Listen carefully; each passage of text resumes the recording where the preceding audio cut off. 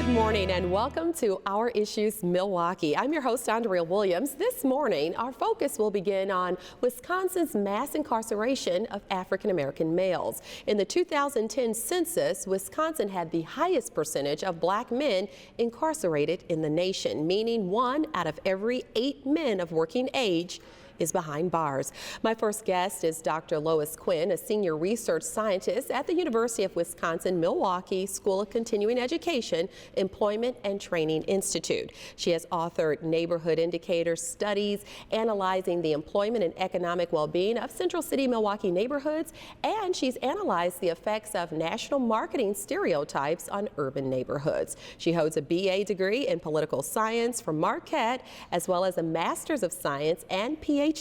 in Urban Studies from UW-M. Good morning, Dr. Quinn. Good morning. It is a pleasure to have you here, and I'm excited to hear about all of the things that you found in your recent study, which was entitled Wisconsin's Mass Incarceration of African American Males, Workforce Challenges for 2013. Let's start off talking about why it was so important for you to do this study.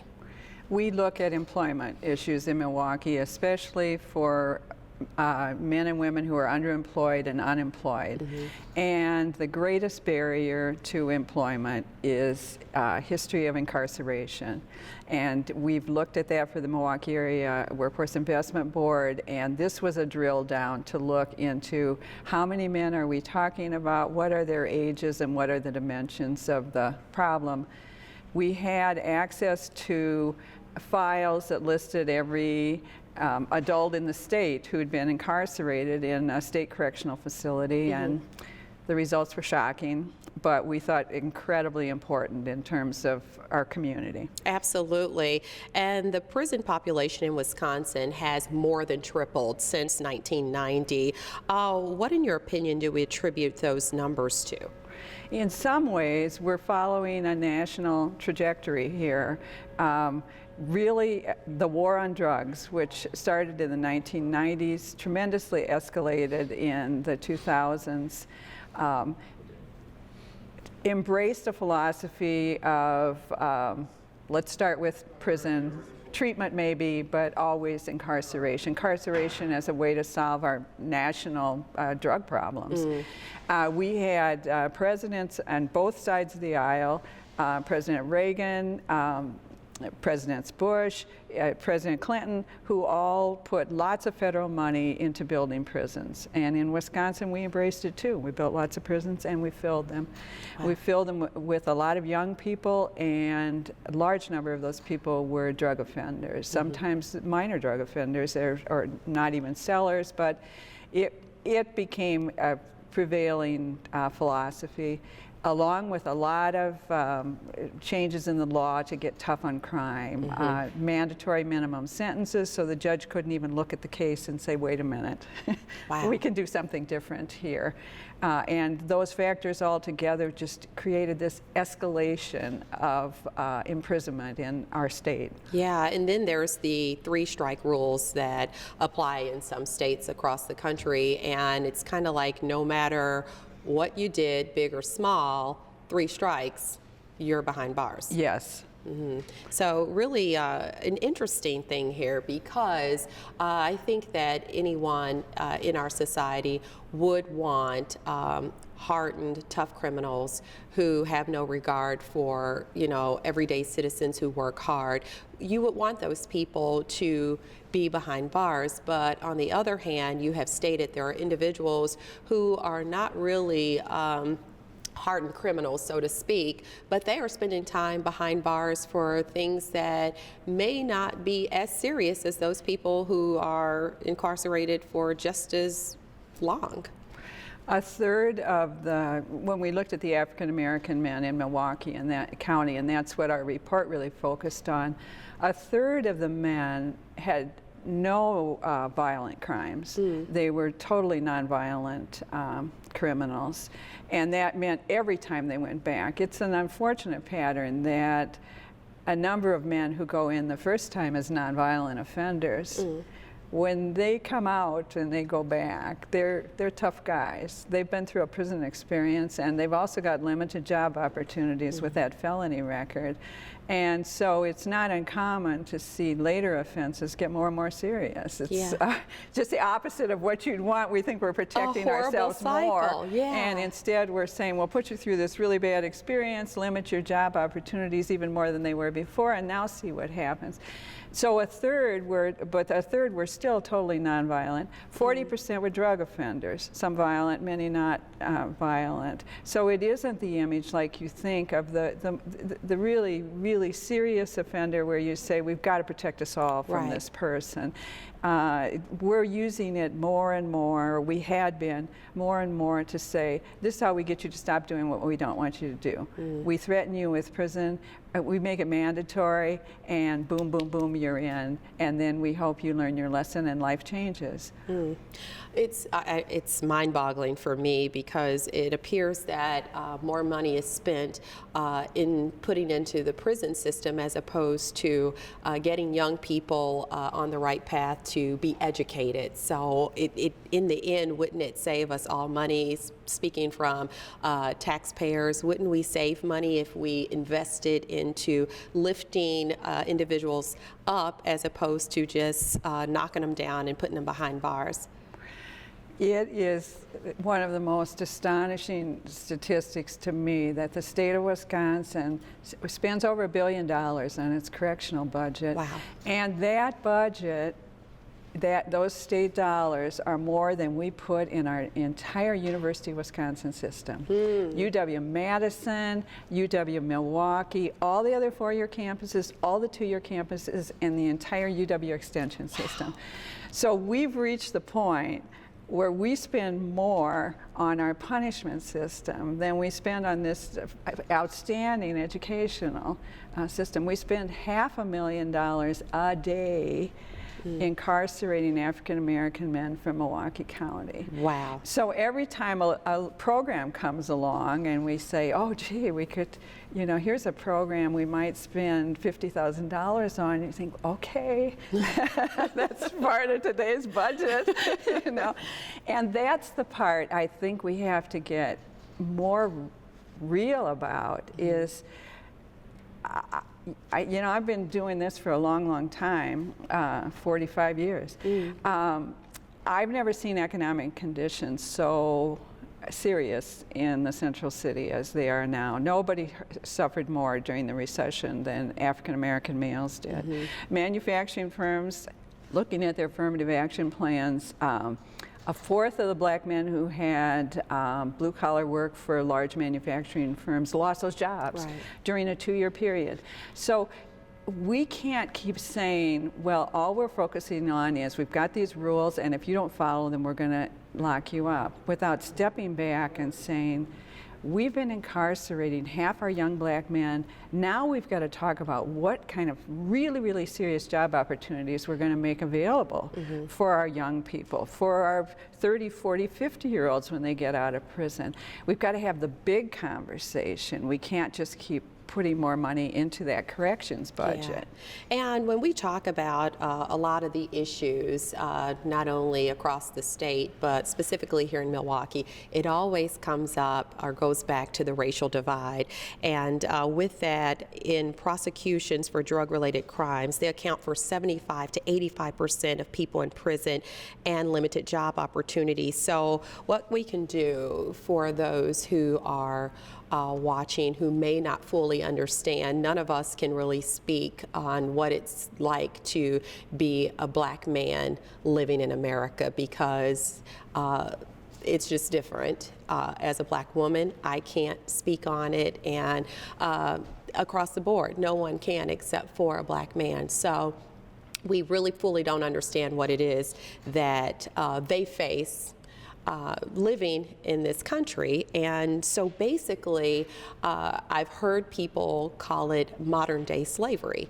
to just put everybody in prison, and then what happens is it's the breakdown of the family, and then what we see is this cycle where fathers are in jail, and then somewhere down the line there are sons and fathers who are in jail together, and it's just, there's got to be something that can be done from some point. I don't know if it's political, spiritual, where we pull it all together, but something has to be done. We can't continue to watch this happen. Yes. You're like what she said, yeah. No, it's over. It's just, I mean, that's just my opinion, but that's kind of, when you step outside and look at what's going on, that's really what it boils down to. It's overwhelming, and the part of our study that affected me, and I think most people the most, wasn't that Wisconsin was the worst. Yeah. Although that's very, very troubling. It is. It wasn't even that 1 out of 10 times as many African Americans are incarcerated as whites per capita. It was this idea that over half of the young men in their 30s in Milwaukee have already been in state prison. And statewide, 49% of all the young men in the state have already been in state prison.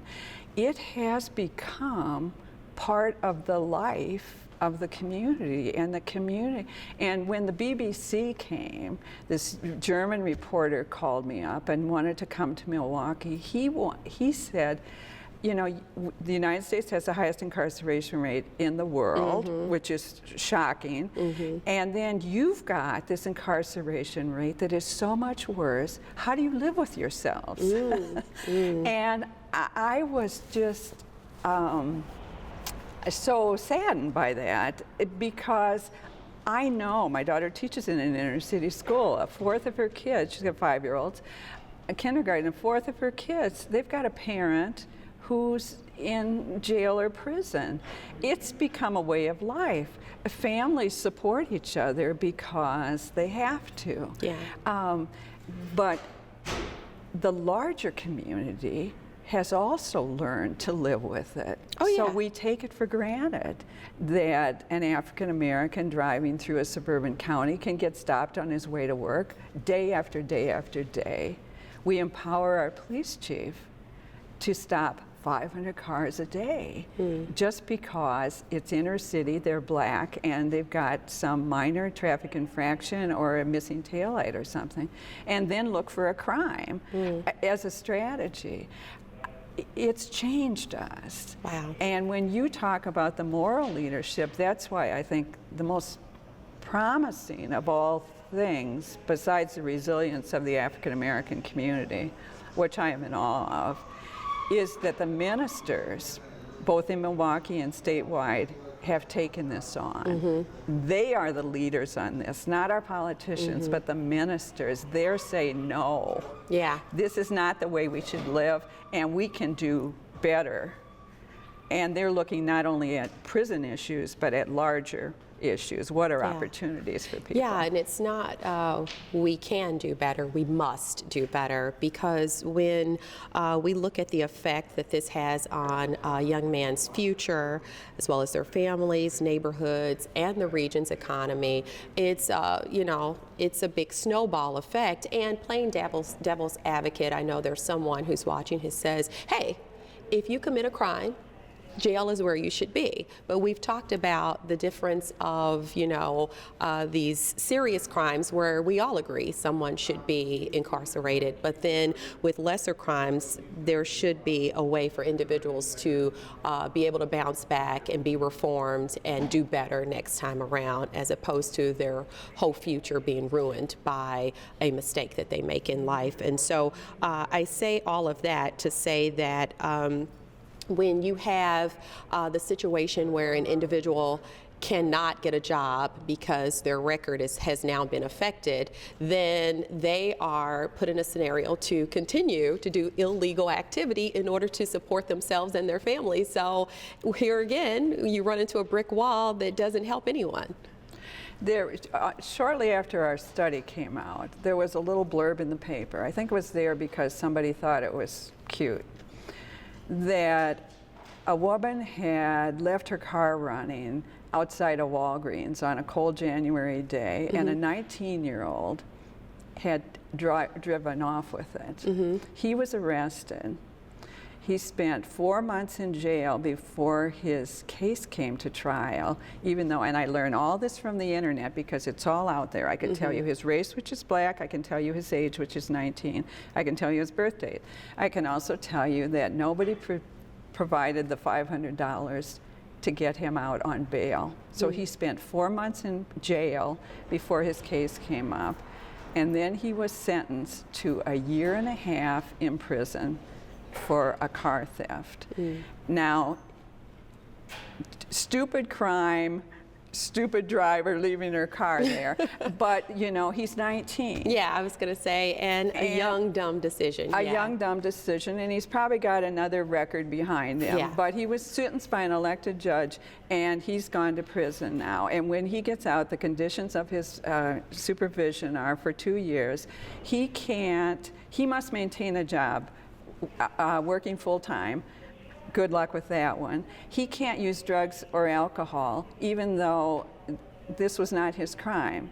He drove this van home. You know, what did we do to him? We've got a 19-year-old, and then his crimes, every bit of his history will be on the internet for the rest of his life, because right now, unless we change it, we've got this court system that puts up every single charge on people. So we've got this teenager who has no future. Wow. And he's just one. And if he was my kid, of course, with my means, I'd have been down there with the most expensive lawyer my family could have afforded and would have been talking to the district attorney and to the judge if we had to, saying, what do we have to do? Yeah, I want you to hold that thought. Okay. I definitely want you to stick around because there's more to talk about dealing with all of this, and you found out some very interesting information with your study, so please stay where you are. And there are 2 issues actually that stand out when reviewing incarceration rates. We've talked about them. The first is that the U.S. has the highest rate of incarceration in the world according to international